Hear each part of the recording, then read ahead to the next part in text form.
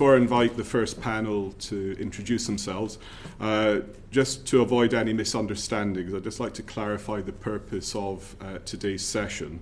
It's not about us making an appraisal of East West Rail as a whole or route options or anything like that. For us to do that would require a much more in-depth inquiry. What it is today is using East West Rail as a case study of how strategic decision making is effective or not across government. So I just wanted to put that on the record before we start. Could I invite each of the panellists to introduce themselves, starting Mayor Wootton? Well, good morning, everybody. My name's Tom. I'm the elected Mayor of Bedford, elected last May. So I've got 3 and a bit years left to go. So, miracles do happen, and I'm here. Thank you. I hope not a miracle. So, Andy Williams, I'm the chair of the Oxford-Cambridge Supercluster Board.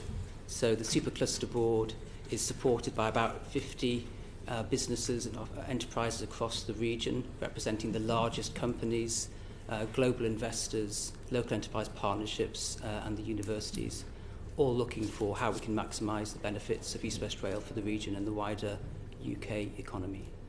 Thank you. I'm Naomi Green. I'm Managing Director of England's Economic Heartland, the subnational transport body for the region covering the Oxford-Cambridge area.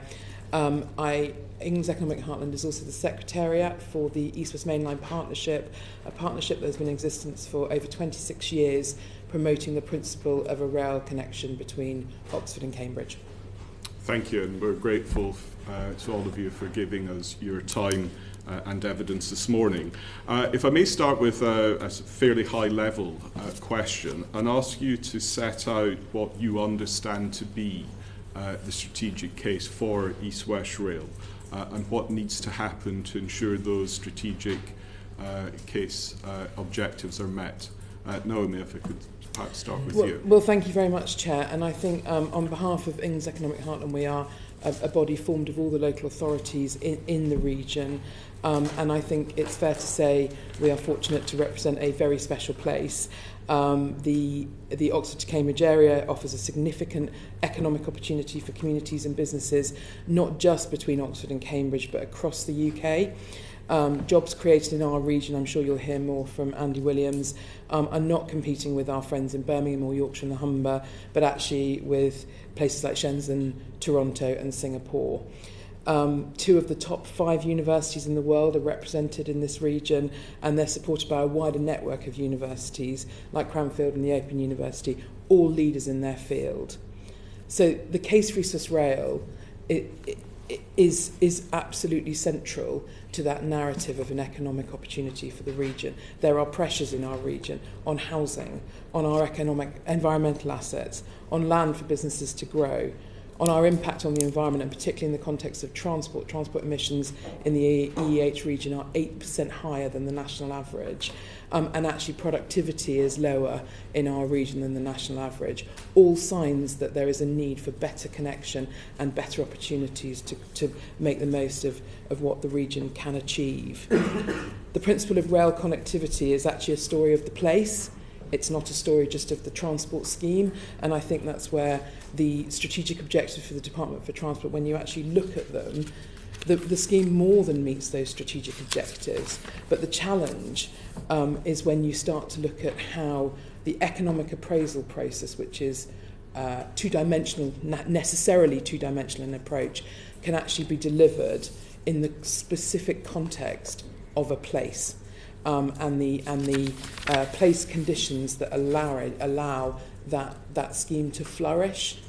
Our expectation and our need from government is for all the different government departments to come together to achieve the opportunity of a region like ours. That's not just science and technology, business and trade, but actually DEFRA, the Department for Health, Department for Education, so that all aspects of the place can collectively be achieved together. Okay, thank you. I want to come back on a couple of those points in a minute, but Andy first. So Supercluster recognises the strengths of Oxford and Cambridge, both top 5 global universities. I think sometimes, it's like football analogy, everyone's a globally competitive. It's extraordinary we have 2 of the top 5 global universities in our region. But they're constrained. They generate huge amounts of intellectual property, huge amounts of ideas. They translate those into ideas, but they're constrained. So you're seeing 10 to 12% growth year on year on the life science sector in Cambridge, and yet it's short of 1 million square feet of R&D space. So what we need to do is spread those benefits from Oxford and Cambridge out into a much wider region. So with the wider region that we have connected to East West Rail, you go from a travel to work area for an Oxford or Cambridge of around 500,000 to a connected area of 3.5 to 4 million people. That's really important to give you the critical mass. And as you spread that out, you bring in the other clusters within the region around Cranfield, the motor racing industry, and things like that as well. And what you need to do is compare this perhaps with the global situation. Whereas Oxford and Cambridge both compete pretty well globally, despite what we say. So you have Boston and San Francisco. We're able to compete with those despite our size. But the newer model that places like Amsterdam, as you mentioned, in Israel, in Canada, they're starting to connect their clusters together as well to create their own versions of supercluster, because they recognise the only way to compete globally is to have the critical mass to be able to do so. So we believe that at the moment, the science and technology sector in our region is completely constrained by infrastructure and various other factors as well. If we can release those, it provides a huge base for science and technology just within the region, and through the connectivity provided through East West Rail, connections up to the north, up to Manchester, Strathclyde, Leeds, Newcastle, all where there are quite strong science and technology clusters, but which we don't have the access to at the moment that we should be able to have. So it's connectivity, it's critical mass. Thank you. And Tom, as mayor of an area in between the two Indeed. university cities, do you share those strategic benefits? Those ambitions are absolutely fantastic, but one does feel the squashed in the middle because, you know, we are the whipping boys for everybody else's ambition, and this does feel pretty hard times at times. You know, especially some of the stuff around the consultations and all this sort of stuff that has gone on has been particularly badly handled. I am unique in that I think I'm unique that our area is about the only area that the government has decided to put 10 miles of dual carriageway linking Bedford to Cambridge. That is a fantastic great news, linking the A1 and all this sort of stuff. And one can only compare the Highways Agency's attitude to the people and how they're going to deal with parish councils to those of East West Rail. And East West Rail is the thing you're looking at today of how they have done their consultation, and it has been pretty poor in many stages.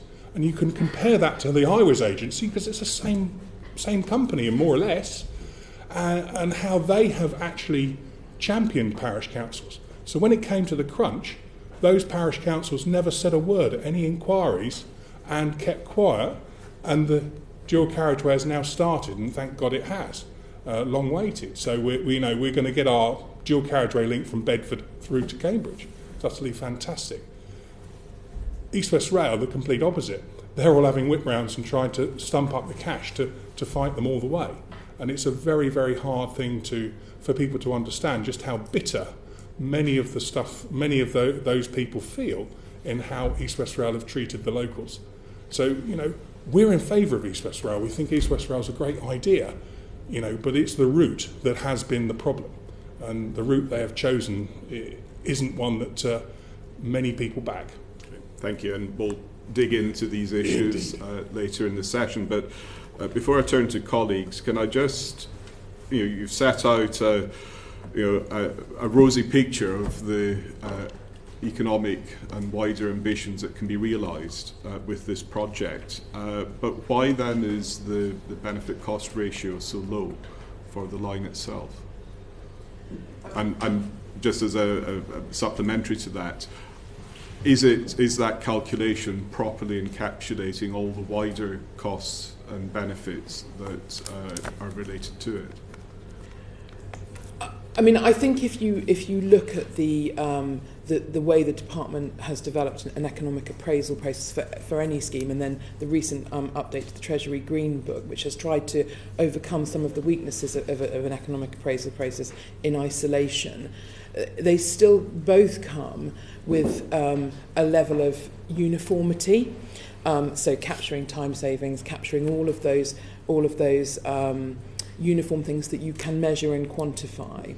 What they fail to do is capture the the likelihood of success that is highly dependent on the context that that particular scheme it sits within. So the benefits of having it, which then when you talk about individual examples of people living in the region, you can see how that works, but it's hard to macro that up. So just to give you an example, I know of a young gentleman who is 16 who wanted to take advantage of the opportunities out of Silverstone. He lives in the Corby area and actually wanted to go to Silverstone UTC, a fabulous opportunity for developing engineers in the region. He could not access that opportunity on a day-to-day basis because there was no public transport option for him. So at 16 years old, he had to move and stay in a B&B in the week to be able to access those facilities. Now, there's a barrier there for a lot of people whose parents couldn't afford to support that option. And yet we know that 20% of engineers are due to retire in the next 2 years. So we've got a looming shortfall of engineers. That's a huge pressure for Silverstone and Motorsport Valley, but not a solution for young people to access the opportunities of that. As an example, that actually you couldn't quantify easily because that is an example of an individual, and that macroing that up in the case of an economic appraiser is very hard to do. If I may add one further comment, the Department for Transport did some work last year on transformational benefits of economic schemes. That was published, I think, in the summer of 2023. And if you look, for example, at the Nottingham Express tramway, the transformational benefits of that are quite hard to quantify. Does that mean, in a traditional appraisal process, does that mean that we shouldn't have done that? And actually, if you look at the impact of not investing in these major transformational public transport schemes, what you see in our case, in the case of the Oxford to Cambridge region, is this huge pressure on transport emissions because there is no alternative, and actually a pressure on productivity which is already lower than the national average. I understand the difficulty of quantifying those wider potential benefits, but what about quantifying the wider costs as well? For example, on the water demand and water supplies and other utilities. How can we better encapsulate that so that when we're looking more widely than the narrow ECR for a case, we can make a more objective appraisal? I think that's a very fair question, and again, I think that's where bringing the place more closely aligned with government departments who have the wider objectives for those things, such as DEFRA, would allow us to have a much more two-way conversation about how we manage some of those trade-offs. At the moment, that happens in a very piecemeal way in the region, working with the government departments, and I don't think we have been able to create traction on all the different factors that allow a place to overcome the barriers. So, for example, and you will all know this from your own constituents, often if people hear about new housing opportunities, local residents will be concerned about access to GP facilities, education spaces in schools, etc. But the ability of our local partners to leverage their conversations with the Department for Health and Department for Education are very limited, and therefore that holistic conversation between the silo mentality of Whitehall, which is necessary in making decisions, with a very overarching place-based focus of individual places needs to be strengthened to allow us to overcome some of those barriers. Before I turn to colleagues, Andy or Tom, do you have anything to add to that? Costs is the one thing that I think will crop up again and again, because many of us feel that the costs haven't been done properly, and we feel that the East West Rail is trying to pull the government into starting something where they don't really know how much it's going to cost. The HS2 problem cropping up again. We really feel that there are cheaper, flatter alternative routes. There's about 7 or 8 of them. We don't think they've been investigated. So when you talk about costs, how can you actually talk about costs when you don't know how much the thing's going to cost overall? And there is cheaper options. Now, one of the protest groups has banged on to me several times. They think there's about £1 billion worth of difference between the shorter, cheaper, flatter routes and the route that the East West Rail has chosen. Now, that's quite a lot of money to a council. I think we could run our council about 7 or 8 years in a row without going back to the public. But to the government, that's probably so much. But that is a real large sum of money that is the difference between the shorter, flatter route and the one that goes through the hills to the north of Bedford. And, of course, has to buy up all the houses that they're going to knock down, build 2 new stations and a great big multi-storey car park. You know, these things are expensive and they're not needed. Thank you. Andy, do you have anything to... Yeah, I was going to fact something different. I think the fact the Supercluster Board exists at all is because businesses are changing the way they're thinking about things. So they're thinking much more about their place-based strategies. So in my previous role at AstraZeneca, I implemented a place-based strategy for Cambridge. And when you start doing that, you come across all sorts of strange and unusual barriers. So you need to sort out the education where people are going to live, the water, the power. Suddenly, from going from a single science focus, you go to having to go cross-departmental. And I have to say, that was extremely challenging. Actually, it was reasonably simple at local level because they appointed a single person to look after that. But at national level, we were having to cross multiple departments to get things done. And I'm starting to see reflections of that in the place-based strategy for the wider region, that we do need some way of reflecting a sort of strategic overview onto these projects. And it's why businesses are getting sucked more into discussions around water, is because they're beginning to see that without the quality of life, you're not going to be able to attract the level of employee. Without the housing, you're not going to be able to attract people. And so it's becoming a much more holistic picture which businesses are engaging in, but we don't really have an effective interface with central government on that. Okay, thank you. Greg? Thank you, Chairman. Just before I ask my main question around the National Audit Office report, Ms Green, can you just clarify how East West Rail would in any way, shape or form assist a boy in Corby get to Silverstone? So accessing down to Bedford and then crossing across to Bletchley and then being able to connect further down from there. So I think having better access to Bletchley, Milton Keynes and then down to Winslow. I appreciate that then requires a first last mile solution beyond that, but I think that's an absolutely critical part of the East-West rail story, is about getting good first last mile access so as many people as possible can access the railway. Okay. We'll maybe have a more detailed discussion about that afterwards, but Silverstone's a 35-minute drive from Bletchley. But the National Audit Office report, back to all of you, wasn't what you would classically call glowing towards East-West Rail. First of all, what was your, presuming you've all seen it, reaction to the National Audit Office findings? And within that, if you could reflect in your answers, probably the biggest challenge that they threw up was the absolute lack of any strategic alignment across government about this, which actually goes to the heart of the problem. It goes to the heart of the whole original concept of the Oxford to Cambridge arc, which my county, Buckinghamshire, fully pulled out of and said we will have nothing more to do with this. Where do the fault lines lie in your mind as to whether this is cart before horse or horse before cart when it comes to East-West Rail and that old arc concept that actually has been completely poo-pooed by some counties within it, including my own? Who wants to go first? I don't mind starting. I think so. I fully recognise the NAO report, actually, and I thought there's some great recommendations in there. But to step back a little bit, 2 or 3 years ago, the whole East Wales project was under threat, and we were hearing negative stories about that. And actually, the Supercluster Board formed to turn that argument around and make it more about the economic benefits of it than other aspects of it. And the decision by the government to reaffirm its commitment to East West Rail has changed business confidence in that short period of time, even without East West Rail being built. So I'm already seeing now additional investment opportunities coming forward as a consequence of East West Rail being back on the table than before. And I think you'll hear announcements quite soon about investments being made in the ARC, the Oxford to Cambridge region, as a consequence of East West Rail now progressing. No.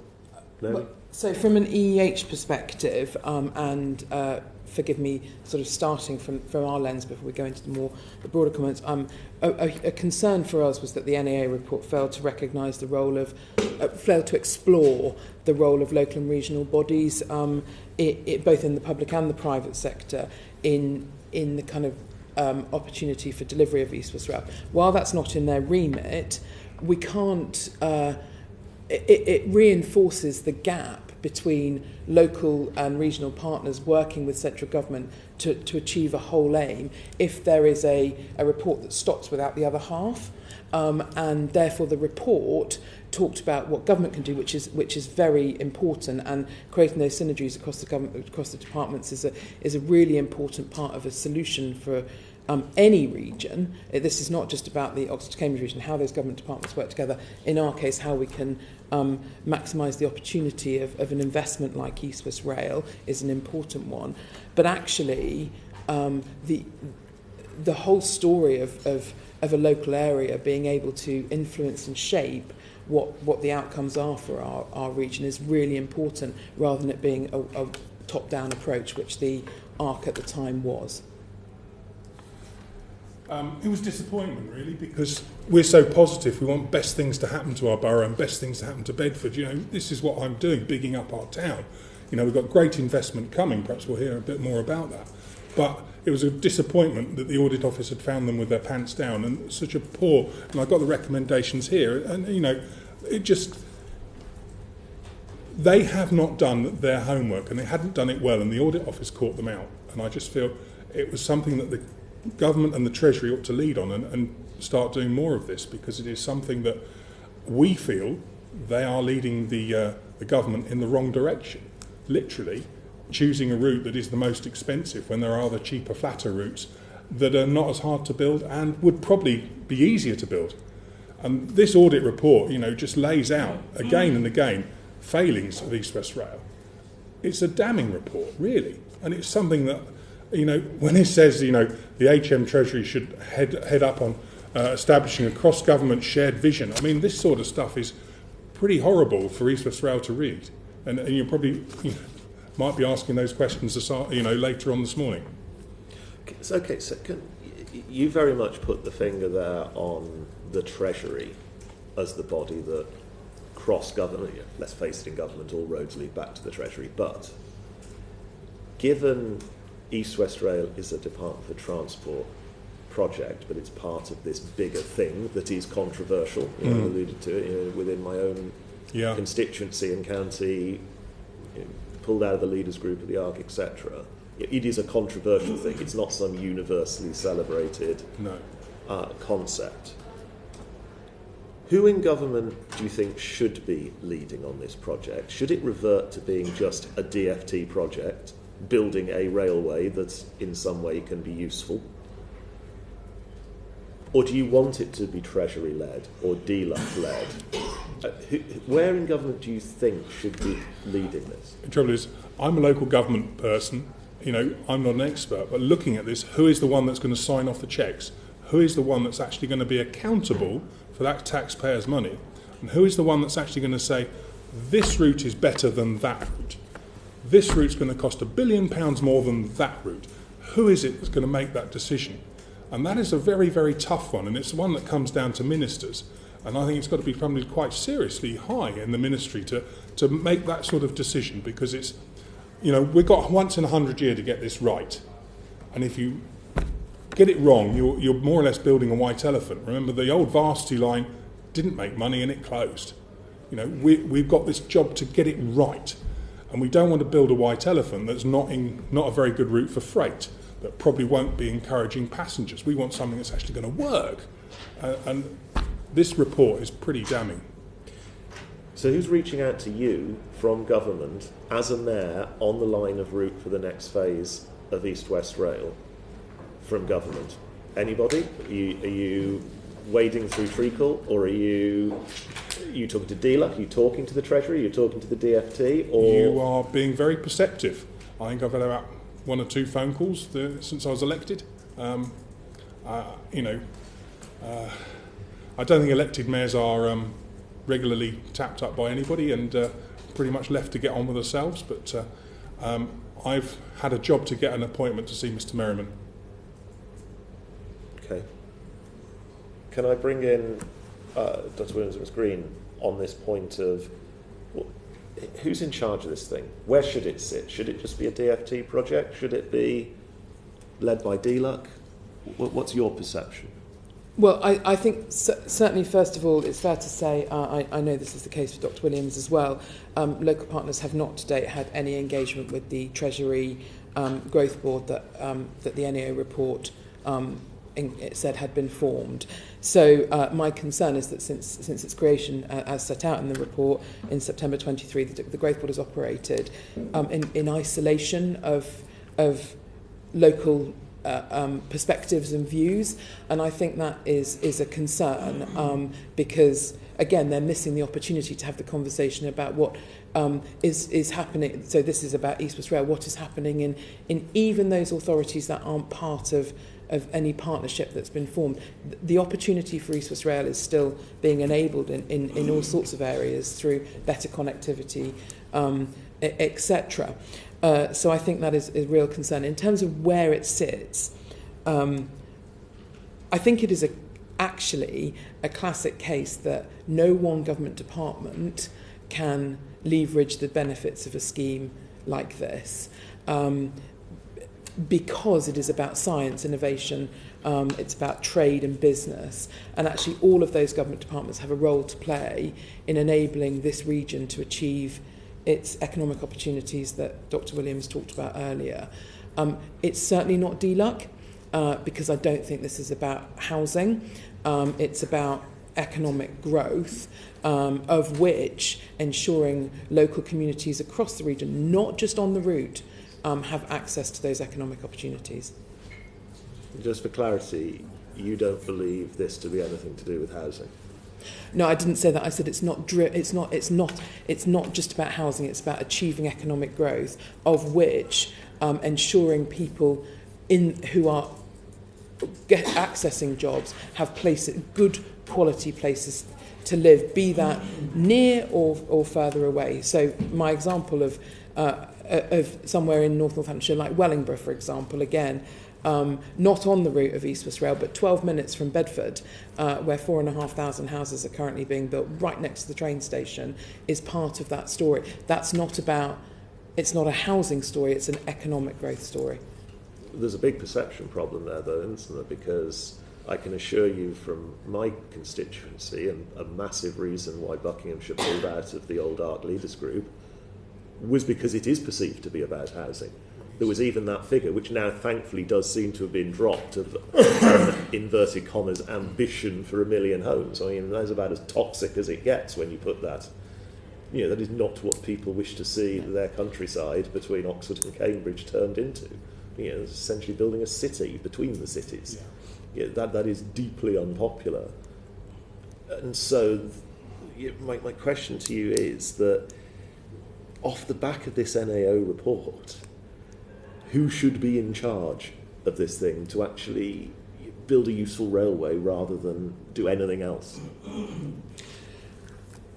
In my opinion, in order to capture all of the opportunities across the region, I think it does have to sit in Treasury because it's an economic growth opportunity. But, of course, the DFT, from an accountable body perspective, has a role to play as well. Dr. Williams. I was going to start with your sort of geopolitical boundaries, whereas, just to be clear, the supercluster does not have political geographical boundaries. So, for example, Stevenage is happily within our supercluster. Buckinghamshire University is part of the supercluster. So we are friends with everybody, and we try to work collectively. You're going to find this. So I talked about place-based strategy. So it's a trick question. If you need a place-based strategy, you need obviously cross-governmental working, a single person in charge of it. But you'll probably be amused to find that within the supercluster, we actually think DCIT are probably a good place to lead it. Because if the economic value is going to be driven out of the increase in science and technology, which is one of the fastest growing sectors, one of the most high R&D intensive sectors, which we're trying to become a UK science superpower, and then DCIT is a reasonable place to sit that from a supercluster perspective. Now, maybe they coordinate it through the local level because it's a local industry, it's going to work, but we believe that they have a strong role to play if it is part of their global ambitions. I'm going to be a little bit different, because I feel very strongly these recommendations that come through should be looked at in detail. And, you know, it says East West Rail should ensure a full business case for East West Rail. And it lists all the stuff. Somebody's got to check that, because at the minute we're being told that the consultation's going to go through and we won't know how much it costs. They're going to get so far down the rabbit hole before we find out how much things cost. That is the trouble. They're leading the government on. We need to know how much this thing's going to cost. At the minute, it's all been desktop studies. There have been very little stuff done on the ground. They could easily look at the alternative routes. This is something that Treasury should be looking at, going, how is it we got to this place and we're not going to find out till we've got more or less planning permission before we find out how much things cost? That is lunacy, because you then can't go back and say, actually, there's a cheaper route here or a cheaper route there. This should be done now.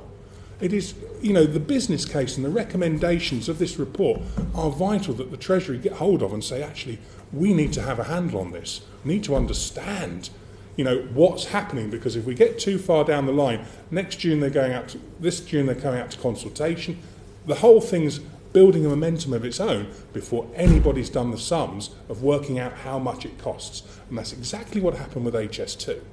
And I'm really frightened that, you know, when you're keen on something and you want it to happen, we're going to have an HS2 situation where, you know, the country isn't flush with money, and this will be something that's up for it.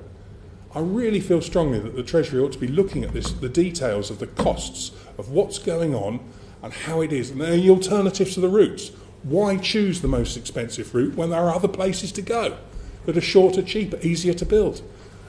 A year less building in the shorter routes. And there are council studies that we've done, more or less looking at this and proving it. So, and a load of other protest groups have also done a lot of work on the other routes. And this is something I feel very strongly that the Treasury ought to lead on and say, actually, that value for money, you know, I have to do a business case, and I'm spending a few £1,000s of council money. There ought to be a very, very good business case for the amount of money they can spend on this. Thank you. Before I turn to Graham, I'd just like to ask a supplementary on that. You've said the Treasury should be the body that takes that overall view. There are some who would criticise that and say Treasury isn't the right body because it takes too short-term and narrow a sort of definition and appraisal of costs and benefits. I don't want to get into a big economic theory debate, but would there not be a better location somewhere else in the centre of government? But that's a cabinet committee, the Cabinet Office number 10 itself, that can take a more strategic overview and commission the Treasury and DEFRA and all the other departments to put forward their different options. And I'll bow to you chaps, and you have great experience of central government. I have experience of local government and how we do stuff. I just know that there needs to be a committee of somebody who are very expert at these sort of things, looking at the business cases and understanding exactly what you're commissioning, because that's how we got into the HS2 mess. You know, we commissioned stuff we didn't really know how much it was going to cost. We should know how much things cost before you commission them. That is something that any businessman would know. You must know how much that railway is costing. And to get the cost about halfway through when you've got planning permission already and you've done years of work, it's all too late. There are cheaper routes we're not investigating. And there should be a committee somewhere in government that sort of chases up value for money. Naomi, Andy, as people who observe the machinery of government, is the Treasury the right place? I mean, I think it's a very fair observation. I was thinking about, as you were talking, the IPA and whether that sort of model, but again, they look much more at things in project delivery and more immediate things as well. I think the NIC did some work in this region, but again, probably created a misleading. At the time, it led us down a path that didn't reflect the science and innovation focus of this. For me, I think wherever it sits, the key thing is getting it right with local and regional partners, because that's where actually the long-term interests are retained and held, because of the nature of local government and the relationships they have locally. No, you're quite right. You're highlighting local and regional partners, so I'll come with the other directions. I think it would be, I don't know where it should sit. I like DSIT because we're all science and technology businesses. What we would plea for is that we're more engaged in the process of government, that we don't want things done to us. Wherever the line goes, we'd like to be involved so that we know how those decisions are made. We often hear about these global investors as some sort of mysterious body and you never know who they are. We have global investors with over $1 trillion of assets under management on the Supercluster board. We already kind of know what you need to do. We just need to be involved in helping you sort it out. Businesses, we have the largest businesses in the UK on the Supercluster board. Very happy to provide advice. We shouldn't be decision makers. You're right, it's public money, but I think a closer relationship between the business community and central government would be helpful. Okay, thank you. Graham. Thanks, Chair. Naomi, I think you've answered the question about the need for improved communication. I think you've all answered that question, but I wonder if I might just explore some of the earlier answers, if you don't mind. As the Chairman explained at the outset, the purpose of the Transport Committee's inquiry is to look at strategic planning between governments for major infrastructure projects. And incidentally, I served for 9 months on the Hybrid Bill Committee for HS2, so I'm very familiar with representations that are made by individuals, lobby groups, environmental groups, parish councils and larger councils in respect of route variations and mitigation. So I understand all of that.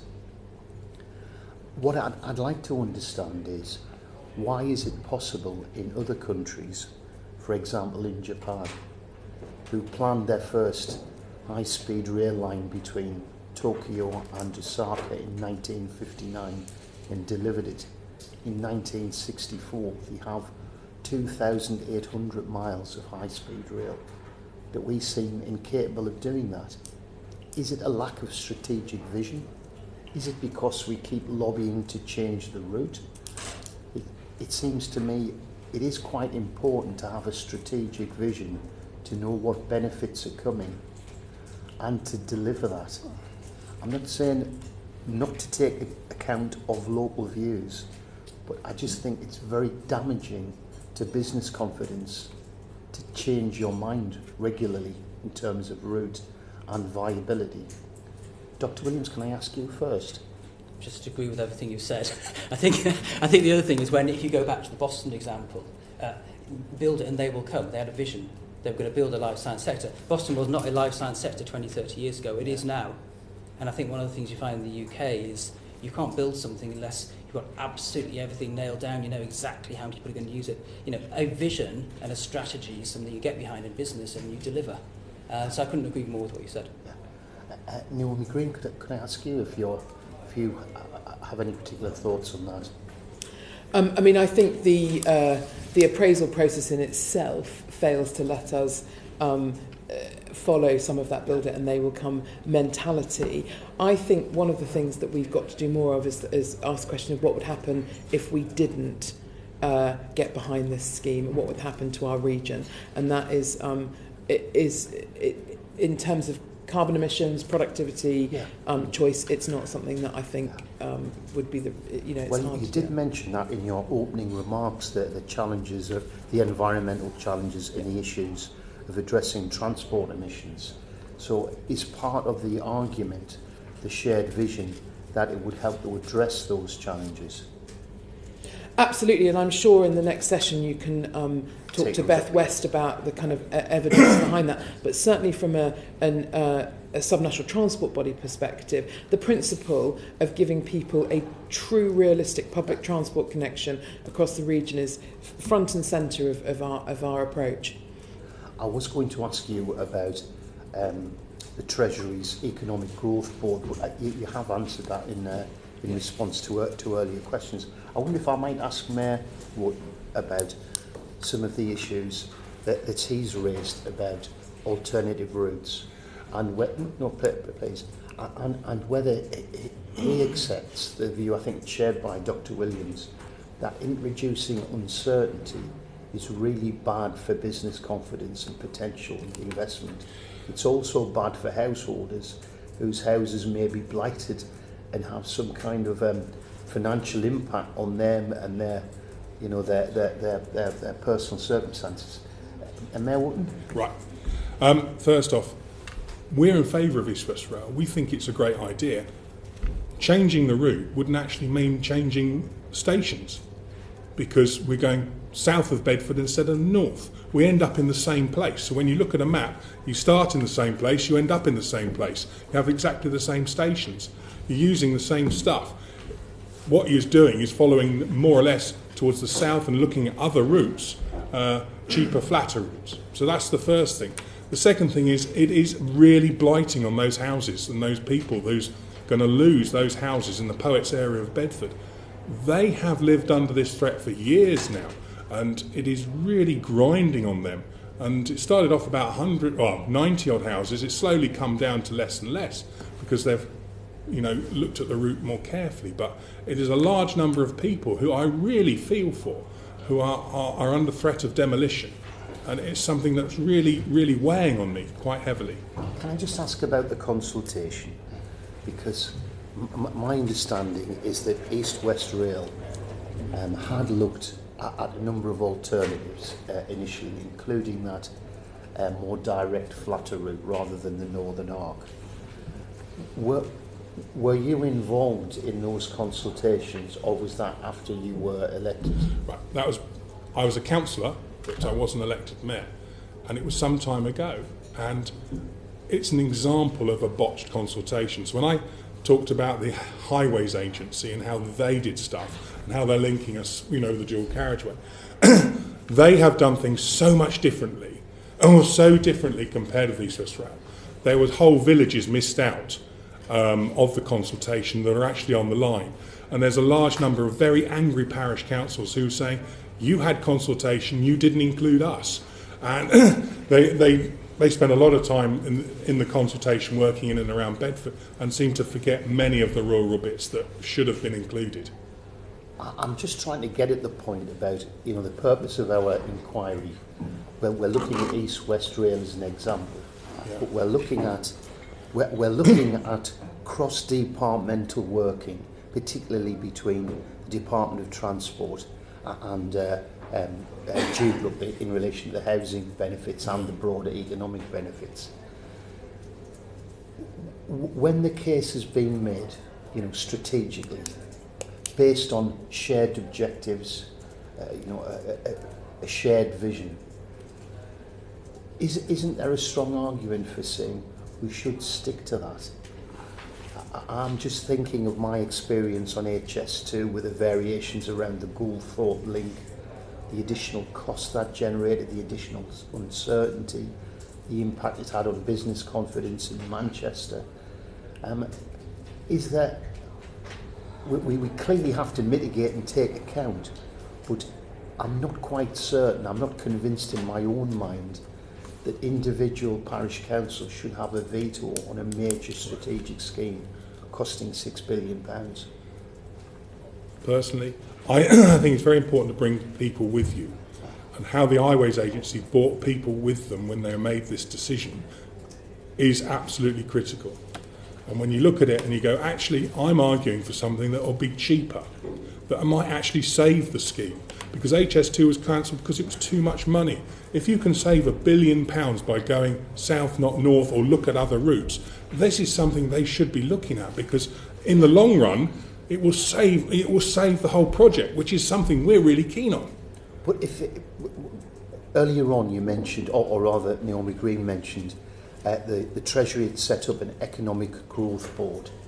Are these arguments that should be made to the Treasury's economic growth board? And what is the local manifestation of that in your region that you can feed into? Do you have a method? I mean, you obviously have political connections. You're the same political persuasion as the current government. I have to be very careful what I say, because I get myself in an awful lot of trouble and get told off from a high level. So,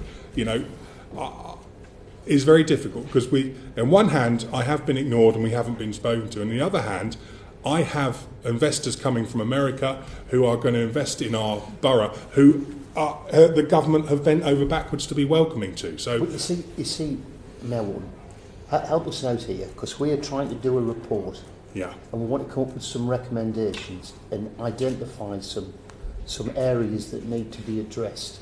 So if that's a failure, then please say so, and we'll flag that up. in some areas they could do better. In other areas where I've got these Americans coming in and they're wanting to invest in our area, the government really has stepped up to the mark. You know, we did months and months work with them, and then we handed over to the government. I thought, well, that was it. And then within a few days, they'd put a special task force together to actually encourage them. You know, that's something exciting. That's central government actually saying, come on, we want this. And so they can do it when they want to. I wish central government would spend £6 billion in my region on the lean sideline and improving rail infrastructure. Sorry, Nan. Thank you. Can I just respond to the point you made further about where in the growth board should be focusing? So locally we are strengthening a kind of collaboration between the Science Supercluster Board, England's Economic Heartland, the ARC Universities Group, for example, to ensure that that local level of working is much more visible, so that then central government can see where to touch into rather than on specific themes, and that's that's an important part of that. When you talk about which parts of the growth board, I will come back to you as a really important recommendation, if I may, as a witness. What Dr. Williams said about DSIT and Department of Business and Trade, and that they are really important stories for our departments for our region. More than perhaps at the moment where the perception is, which is more of a historic perception, I would argue. There is a need for supporting communities, but not in isolation of that really important part.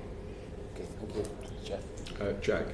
Thank you, Chair. And I particularly wanted to ask a little bit more, and we'll start with Naomi, about the development and economic opportunities as a result of East West Rail, and particularly around some of those stations. And the government obviously identified £15 million of funding for local authorities to look into some of this and to develop those opportunities. Could you detail maybe a bit of the progress that's made on that? Yes, it's a conversation that is rightly between East West Rail Company and the individual local authorities. There is a need for conversation across the board about what it looks like as a region, but actually the democratic planning process is at local authority level, and that's where those conversations are happening. And I'm sure in the second session you'll hear more, or you can probe more with Beth West about kind of those conversations. But from a coordination perspective, we believe firmly that they should be delivered at local authority level through the planning processes that each individual local authority have in place, wherever they are in their local plan process. Are you seeing the development, and private investment coming on the back of the infrastructure that is being, put in and proposed in some of those communities? So EEH isn't monitoring that, right. But I suspect individual. I'm sure Mayor Wootton will have examples. So for an example that I have heard from Milton Keynes Council is the relocation of KPMG to Bletchley, which has happened as a result of the regeneration of Bletchley and the opportunity of the East West Rail station in Bletchley. A number of businesses have relocated to Bletchley already in advance of the East West Rail station being open. But actually that is an example of where you are seeing businesses already responsive to those station opportunities. But when it comes to the specifics of a location, we rightly leave that to the conversation with individual local authorities. Mm-hmm. Mayor Wootton, did you want to comment on that and the potential economic development as a result of this infrastructure investment? Well, they've talked about 15 billion, or 15 million, but we haven't received any formal proposals yet. So right. There's a lot of talk.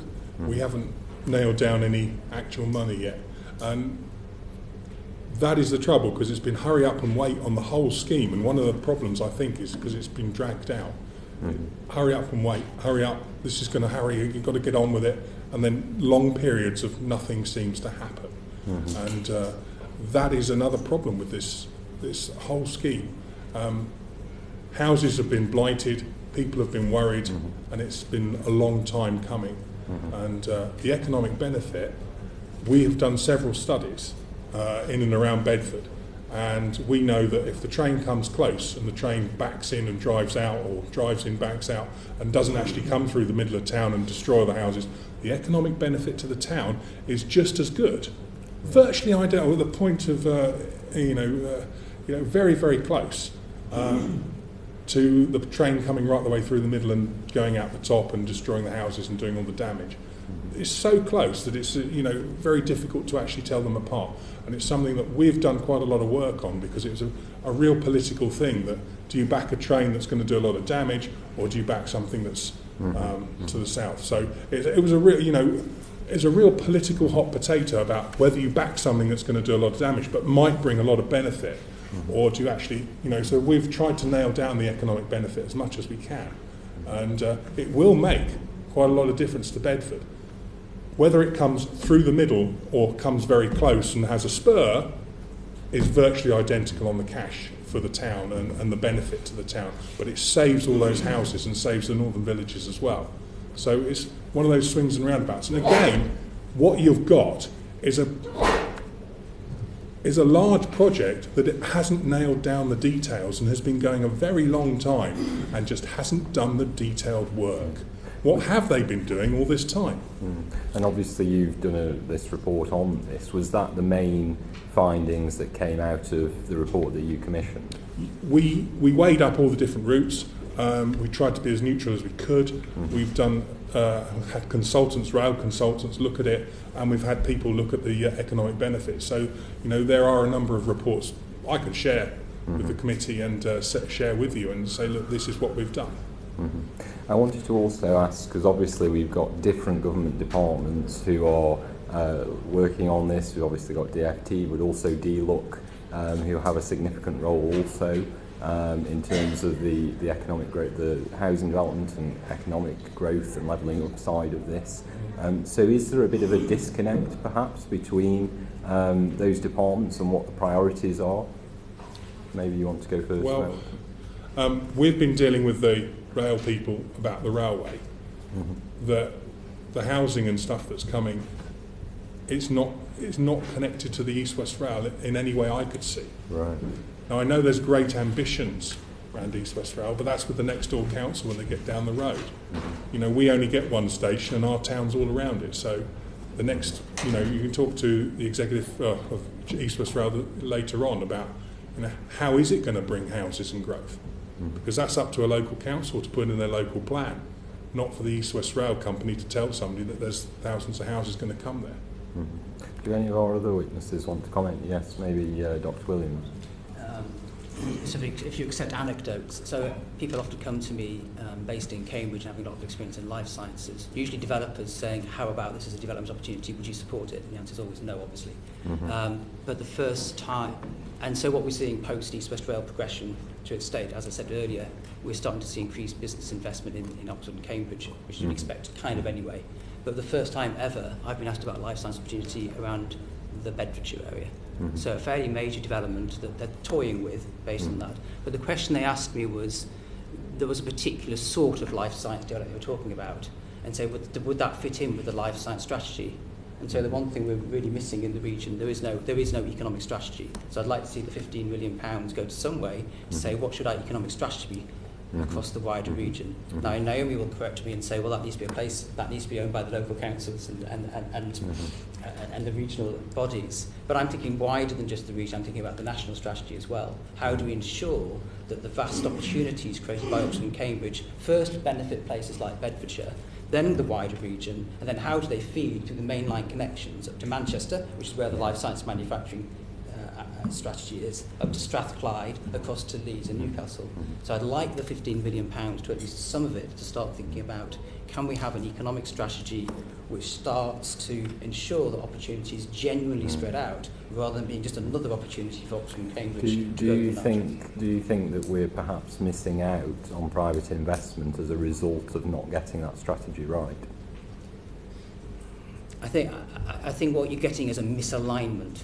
Right. So the government may well have its own vision and its strategy, but it's not particularly working with business on it. They've obviously the trade bodies, ABPI and BIA, for the life science sector, looking at it as well, but the alignment's not as good as it could be. So I give an answer to the developer based on my experience of what sort of thing would go in Bedfordshire, quite close to Stevenage, might give you a feel for the sort of activity it's going to be. There was a new triangle forming between Bedford, Stevenage and Cambridge, but it's my view. BIA will have a view, ABPI will have a view, but government will not have that view, and better alignment on that view would help. I actually agree, Dr. Williams, but I think the key thing is about having local partners and national government aligned on an economic strategy so we can enable that. Because I don't think the opportunity for enabling science and innovation in the region is disputed. I think it's there is appetite for it. The nuances, as Mayor Wootton said, of individual places and how they want to respond from a housing perspective, it is our policy that is very much for the local area through the democratically elected local authority in the planning process. Thank you, Chair. Gavin, you wanted to come in with a supplementary? Yeah, just a quick one with regard to the identifying opportunities for economic growth. I'm wondering what, if anything, has been done to look at other projects. Clearly we've had the Borders Railway in Scotland, which was the biggest new railway in the UK in 100 years. Has been obviously hugely teething problems initially because it was so successful. It could have been, and it probably should have been, future-proofed for double tracking, etc., and wasn't at the time. And yet the naysayers, including the IEA at the outset, said the decision to build the Borders Railway was insane. They described it as insane, yet it has been extraordinarily popular now, looking to extend it. And obviously there's been lots of economic development along the lines, a new town being built, and tourism's increased massively, etc., etc. So what are the key learns from Borders Railway that you would apply to East West to not make some of the kind of the lack of ambition, if I want to put it that way, that was displayed at the start of Borders Railway? I can respond on that. The Borders Railway project was presented to the East West Main Line Partnership 6 weeks or so ago, so that they could hear the end result of delivering a railway and how that sort of feels for local communities. What I will say is the Department for Transport did some research last year on transformational opportunities, and if you look at the literature review of the Borders Railway and how that's delivered transformational economic opportunities, the report just doesn't feel like the presentation that the East West Main Line Partnership received. It's almost two different projects. One is kind of these numeric. It's hard to attribute the successes to the railway. This is what the report says. And then when you hear local members talking about it, they talk about the transformational experience that you've just reported. And I think that comes back to actually the economic appraisal becoming quite numeric when you look at strategic transport objectives versus how it lands in a place. Well, I would suggest the evidence is fairly hard and fast when you look at the surveys done with the people moving into the area, the tourists who have come to the area since. It's fairly clear. So I'm interested to see that DFT report. Thanks, Chair. And for a final set of questions for this panel, back to Greg. Thank you. Some of the points have been teased out in earlier questions on this, but I really want to turn to East West Rail's overall management of the project, particularly through the lens of resident engagement, actually being listened to, and in some ways this is deeply personal, having all of Buckinghamshire's stretch of East West Rail in my own constituency, and indeed 19 miles of the other one being built north-south. Mayor Wootton, do you feel your residents, and perhaps if I can stretch your boundary a little bit, the residents of Bedfordshire as a whole, have been listened to at all in the process? I said earlier about the dual carriageway linking us to Cambridge. Yeah. Probably why. And how they have done their consultation and how they have put parish councils and people first. And it's not just about us, it's not just about the town, but it's about putting people at the centre of, and bringing them along. And I really do feel the consultation has been bodged and not done well. And there has been a level of distrust ever since. So you contrast the Highways Agency, who aren't the prettiest people, who aren't the best people at this sort of thing, who have, pulled out the stops and really learned their lessons, and have, with East West Rail, who have a level of distrust that's almost palpable when parish councils meet with them, and with members and with councillors. There is a real problem of trust between East West Rails, what they're saying, and what councillors. So you're dead right. There is a problem with the consultation, and now we're going into more consultation. And it's building on the consultation that's already flawed. So what needs to change? Personally, I think somebody in government ought to look very seriously at this and say, what are the options? We're not going to change the stations, but we could perhaps make the route a little bit different. There are other routes that are cheaper and flatter. There are other routes that are more freight friendly. I'm really worried we're going to build something that's not freight friendly, and in the longer term you're building something that's going to be a possible white elephant, and that is another problem that we've actually got to look at. So all those things are in the mix, and there doesn't seem to be anybody bossing this, bossing the situation of actually saying, well, look, how are you going to make these decisions? Look at it, because otherwise we're going to get so far down the planning commission and the consultation, you can't go back. And this time is about the last time we can look at all these other routes and say, there are cheaper, flatter ones, there are different ones, there are freight friendly ones, there are ones that are going to save us a lot of money. They need looking at, because every route has problems. Nothing is perfect, but they should be looked at by a whole. Do you think, and I appreciate your geography is fairly tight, yes, compared to the from the Milton Keynes through to Cambridge stretch of East West Rail. That section is very different to that which is now pretty much already built in the Bicester through to Bletchley was building an old bringing an old cutting back to life. It came with a lot of disruption, came with a lot of pain, but it was an existing cutting. Yeah. Other side of Milton Keynes through to Cambridge is HS2 all over again, brand new cutting territory. Do you think residents of that section even want it? Is there that broad support for the project? There are several routes that don't go near houses, don't require demolition of houses. These routes should be investigated. I really feel they're not been investigated seriously. We as a council have done some work, but we're a council, we're not a railway people. We've commissioned people to look at it who are experts. They are looking at the routes saying, these other routes have a lot of merit.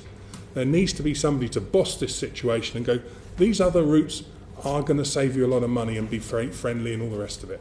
And there's not that boss of the situation. So when you're talking about government and you're talking about how things are done, why is it the Highways Agency are getting it more or less right, even though they have upset individuals locally, whereas East West Rail have got themselves in a huge mess, and everybody along the lines having whip rounds and precepts are going up to fight this tooth and nail. Can I bring in Dr. Williams on the screen on this point of East West Rail's overall management of the project, and the point to it, how much have real people been listened to? The people have to live with this, the construction of this thing, and then its operation in some cases literally their back garden. I'm happy to respond first. There is there is no doubt that when I speak to local leaders of other local authorities along the route, there is a desperate requirement for a kind of transparent and consistent approach to engagement with East West Rail. And I think that, the NAO report it said it as well, that that is an area that we need to keep working on. I work really hard to try and strengthen that, and we've asked for a standing agenda item on our board about engagement so that East West Rail Company can report back to local authority members on a regular basis about the engagement that's being done and the approach. So I think it's there is a lot more to do. How local communities feel, I think again there's been some work done by East West Rail Company. I can only represent the local authority perspective, where when I work with the leaders and the portfolio holders, there is a genuine ambition for a rail connection between Oxford and Cambridge and all the route along it. The specifics of it, I think, affect their own local communities, and that's for those individual authorities. And there's a very varying experience. Can I just gently ask you though on that? That's quite a statement. There, you just said there is support for the ambition of that element of the link. I'm not so sure where the evidence for that is, because I get the Stop the Art newsletters. I'm sometimes mentioned in them. In a positive way. All I see coming in, is, from my own constituency as well as further afield, is opposition. So where is the evidence for this groundswell of support for it? Sorry, forgive me, I meant from the local authority representatives that I work with. Okay, that's clear. No, forgive me, that was from the local authority. From my boards, from the East West Mainline Partnership Board, EEH Board, there is a genuine support for a rail connection between across the region. And do you think that is a replicated level of support outside the lofty towers of town halls and in real neighbourhoods? If I may place a personal Sure, reflection, sure. I think the history of the project has hugely skewed an understanding of what it's trying to achieve. So the story of the arc that was is very, very different from the conversation that we are having now around access to jobs, access to skills, access to opportunities. And I think that yes, that does require people working in these places to have housing, but I don't think it's a housing story alone. And I think that's where local communities, they haven't moved on from the history, is my perception. I appreciate your perception. Dr. Williams. So I'd say the project does have reasonably widespread business support, although businesses are busy being businesses, so they don't often engage in this sort of thing. Is the reality. In my previous business, when we came out quite strongly in support of East West Rail, I said I would go and talk to local parishes and explain our position and why we were supportive of it. And part of that support was we support it, but we expect it to be done as sustainably, as sympathetically to the local environment as possible. The challenge we have is, having then been through that process, whether it was done that way or not, we're left in a position now, we have a single line, and as I said earlier, are we now going to go and revisit that? And that's what creates a challenge for business. So we believed, I think businesses are supportive. I've tried to engage communities as part of the place-based strategy. We appreciate quality of life, which is important to them. But now we've got this single route, the thought of going back and reconsulting because something's... I don't know what tangibly has changed since that consultation that would require us to go and reconsult again. My last question, because we're tight on time, but on this point of business support, would any business actually put their own money into building this? Because that's surely the litmus test as to whether it's wanted or not. If someone else is paying... I think that's still being investigated. What I would say was my previous company, I won't keep naming, did put money into the Cambridge South train station project. So there is precedent for businesses contributing to significant infrastructure projects, yes. Okay. I'm conscious of time. Zara wanted a very quick supplementary. Thank you. Ms. Green, you just mentioned about bringing local communities with you and needing to be transparent. Surely to be transparent, you would need to know the cost of the project, and you would also need to analyse whether other projects would be better off in place of this project and the costings of those projects.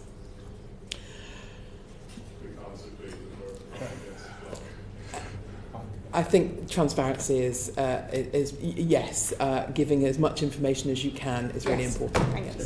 I could point them towards the National Audit Office and the recommendations in the B and C should build a new board. DLUC and DFT should build a new board and establish effective cross-party governance. As one recommendation. And DFT and DLUC should work together to bring forward a shared vision of growth in the Cambridge region. This is the National Audit Office report themselves, and they're saying these sort of things. This is damning towards East West Rail and its own governance, and it's a very, very respected people that are doing these sort of reports. Thank you very much. I appreciate the conversation could continue, but we do have a second panel to hear from. For now, can I thank all three of you very much indeed for giving us your time and evidence this morning. Thank you. We could invite this. The proceeding is currently suspended.